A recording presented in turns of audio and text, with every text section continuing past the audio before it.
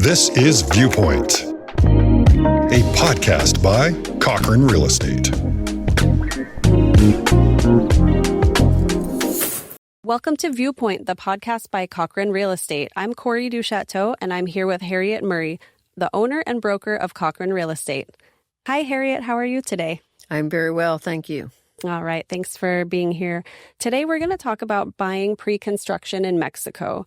And like any process of home buying, pre-construction comes with unique opportunities and challenges. So let's dive into some of these. So first of all, Harriet, how does pre-construction work in Mexico? Well, we have to follow the rules that are basically the older type of Roman law and French law. It's not a U.S. straightforward thing. So I preface that to say the laws dictate how we do it. So in Mexico, if the builder gets a permit, they can build with the code that is the city allows and them to build. And the way most people do, they do not like borrowing money from mortgage institutions. So it's not unlike a lot of Europe and Asia. Friends get together and they pool their money and they build. So that's a standard thing until it will become possible for them to have mortgages that are not usurious interest rates. So somebody's got to have the money or, for example, have the land in their family, and then they could start. But we have to really look at it from the position of being a professional who will have the responsibility of presenting the product when it's finished and finding a buyer for it. And so there's a lot of responsibility put on the listing agent, and they are educated. We try to continue education for the specialties that come up, like if you're a listing agent, what would be the AMPI chapter classes that would be worthwhile to give them. So we try to educate because there's no standard protocol here. So the reason I've been stressing this is you have to vet the developer. And how do we do that? We are very blessed in the beginning we have a protocol of their permits, their summary of their biography of their experience, where their money is coming from. Do they own the lot, or is the lot subordinated and people will be getting condominiums in return of the price of the land? We've done that. We've asked them to continue to give us that before we will admit it to be in an MLS system, which we try to have everything vetted that it can be sold, the property. So that's the measure of the standard we have to have. But like all things, it's a new learning curve for the pre-construction of the amount we're doing right now.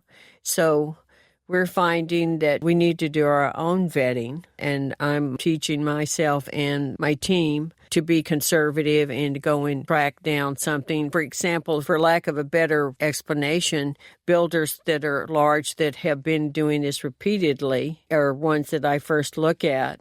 And if I was saying that and I was in the U.S. as I was before, that would not be meaningful because that big guy could fail because his interest rates got too high and we had a catastrophe in the city and the people couldn't reach their payments. Those things happen.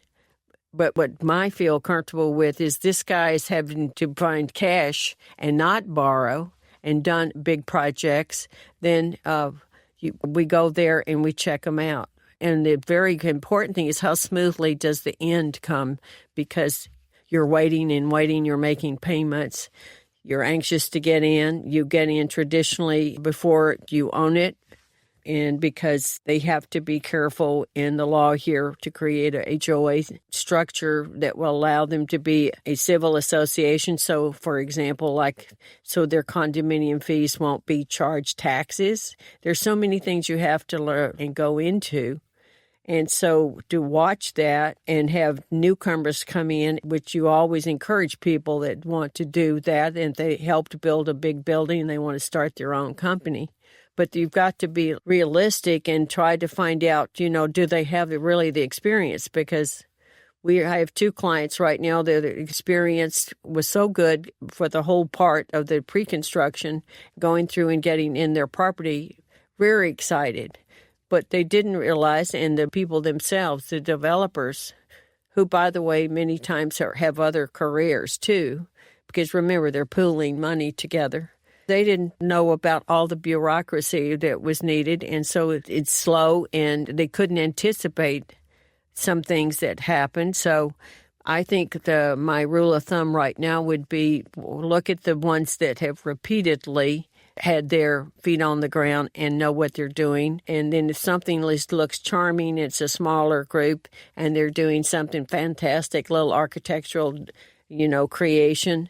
You just have to decide on that kind of risk. So what I envision is I would like people to go with us, and we look and we single it out to a couple or two or three, and then go really deeper in more than what's required to vet them so that we avoid any problems.